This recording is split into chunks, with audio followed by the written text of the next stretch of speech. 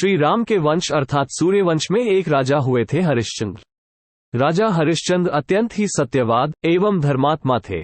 उनकी कीर्ति से देवताओं के राजा इंद्र को भी ईर्ष्या होती थी। ईर्ष्यावश इंद्र ने महर्षि विश्वामित्र को हरिश्चंद्र की परीक्षा लेने के लिए उकसाया। इंद्र की बात मानकर विश्वामित्र ने अपने योग बल के द्वारा राजा हरिश्चंद्र को एक स्वप्न दिखलाया। उस स्वप्न में राजा हरिश्चंद्र ने अपना संपूर्ण राज्य विश्वामित्र को दान कर दिया। स्वप्न वाली रात्रि के समाप्त होते ही भोर में महर्षि विश्वामित्र ने अयोध्या पहुंचकर राजा हरिश्चंद्र से कहा कि हे राजन, आपने रात्रि को स्वप्न में अपना राज्य मुझे दान में दे दिया है। अब ये राज्य मेरा है और मैं उसे लेने आया हूं। राजा हरिश्चंद्र ने अपने द्वारा स्वप्न में किए गए दान को सहर्ष स्वीकार कर राजा हरिश्चंद्र संपूर्ण पृथ्वी के सम्राट थे, अतः संपूर्ण पृथ्वी विश्वामित्र की हो गई। राजा हरिश्चंद्र ने दान दी गई भूमि में निवास करना उचित नहीं समझा, इसलिए अपनी पत्नी शैव्या तथा पुत्र रोहिताश्व के साथ काशी में निवास करने का निश्चय किया। क्योंकि पुराणों में वर्णित है कि काशी भगवान शंकर के त्रिशूल पर बसी है, इसलिए वो पृथ्वी में होने पर भी पृथ्वी से अलग है। उनके काशी के लिए प्रस्थान करते समय विश्वामित्र जी ने कहा, जप तप दान आदि दक्षिणा दिए बगैर सफल नहीं होते, अतः आप अपने दान को सफल करने के लिए मुझे दक्षिणा में 1000 सोने की मोहरें और दीजिए। अपना सब कुछ दान में दे देने के कारण राजा हरिश्चंद्र के पास कुछ भी धन नहीं बचा था, अतः ऋषि से दक्षिणा देने के लिए 1 माह का समय मांगकर वे काशी चले आए, जहां उन्होंने अपनी पत्नी रानी शैव्या को एक ब्राह्मण के हाथ बेच दिया।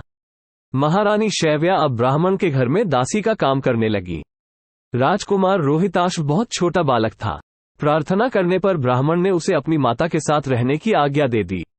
राजा हरिश्चंद्र ने स्वयं अपने को एक चांडाल के हाथ बेच दिया और इस प्रकार ऋषि विश्वामित्र को 1000 मोहरें दक्षिणा में दी। चांडाल के सेवक बनकर राजा हरिश्चंद्र शमशान घाट की चौकीदारी करने लगे। वहां जलाए जाने वाले मुर्दों पर कर वसूल करना उनका कार्य था। एक दिन राजकुमार रोहिताश्व ब्राह्मण की पूजा के लिए फूल चुन रहा था कि एक विषैले सांप ने उसे काट लिया, जिसके परिणामस्वरूप रोहिताश्व की मृत्यु हो गई। उसकी माता महारानी शैव्या को न तो कोई धीरज बंधाने वाला ही था और न ही उनके पुत्र की देह शमशान पहुंचाने वाला। वे रोती बिलखती पुत्र की देह को हाथों पर उठाए अकेली रात में शमशान पहुंची। वे पुत्र की देह का अग्नि संस्कार करने जा रही थी कि हरिश्चंद्र वहां आ गए और शमशान का कर मांगने लगे। रानी ने राजा हरिश्चंद्र को उनके स्वर से पहचान लिया और गिड़गिड़ाकर कहने लगी, महाराज, ये तो आपका ही पुत्र मरा पड़ा है, मेरे पास कर देने को कुछ नहीं है। राजा हरिश्चंद्र बड़े दुखी हुए, किंतु वे अपने धर्म पर स्थिर बने रहे। उन्होंने कहा, रानी, मैं यहाँ चांडाल का सेवक हूँ। मेरे स्वामी ने मुझे आज्ञा दे रखी है कि बिना कर दिए कोई मुर्दा न जलाने पावे। मैं अपने धर्म को नहीं छोड़ सकता। तुम मुझे कर देकर ही पुत्र की देह जला सकती हो। रानी फूट फूट कर रोने लगी और बोली, मेरे पास तो यही एक साड़ी है जिसे मैं पहने हूँ, आप इसी में आधा ले लें। जैसे ही रानी अपनी साड़ी फाड़ने चली, वैसे ही वहां भगवान नारायण, इंद्र, धर्मराज आदि देवता और महर्षि विश्वामित्र प्रकट हो गए। महर्षि विश्वामित्र ने बताया कि कुमार रोहित मरा नहीं है, ये सब तो ऋषि ने योगमाया से दिखलाया था। राजा हरिश्चंद्र को खरीदने वाले चांडाल के रूप में साक्षात धर्मराज थे। कितनी ही विपत्ति आने के बावजूद भी राजा हरिश्चंद्र सत्य पर अडिग रहे।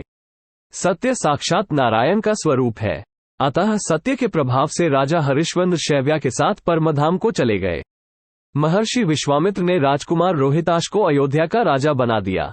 दोस्तों, वीडियो अच्छी लगी हो तो वीडियो को लाइक करें और ऐसी मोटिवेशनल स्टोरी सुनने के लिए इस चैनल को सब्सक्राइब करें।